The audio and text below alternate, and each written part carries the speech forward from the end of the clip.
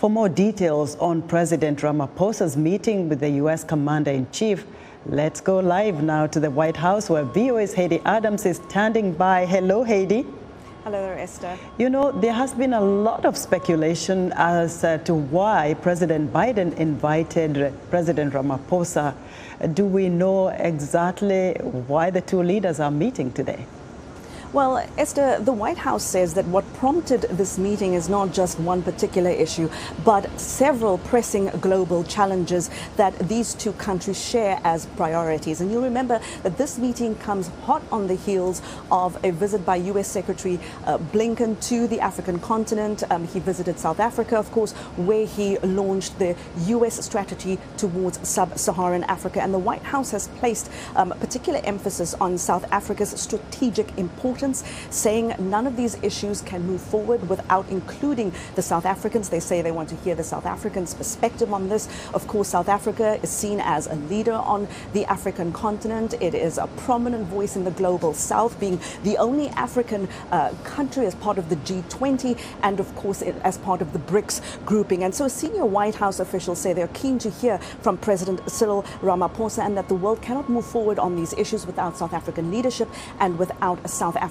contributions. And earlier today, President Ramaphosa met with U.S. Vice President Kamala Harris at the Vice President's residence, where they said they were discussing issues such as women's empowerment, healthcare, more of these sort of shared priorities. And in a short while, of course, the two heads of state will meet right here at the White House in the Oval Office, and we are keen to hear what comes out of that meeting. Well, from your sources, Haydé, do you know what the discussions might be about?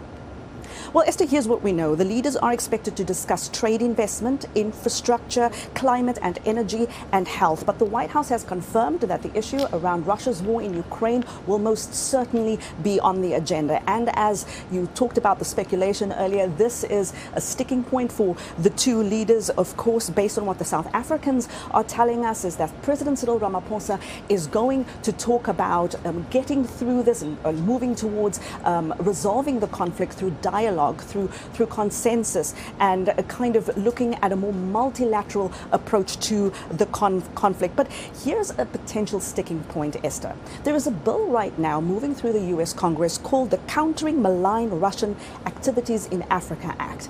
And this bill has bipartisan support in the U.S. House of Representatives. If it is passed in the Senate and if President Biden signs this bill into law, it will essentially sanction countries that trade with Russia. And this is going to probably be an issue because it also speaks to the timing of this meeting, because South Africa is a huge trading partner and the most important trading partner for the United States on the African continent.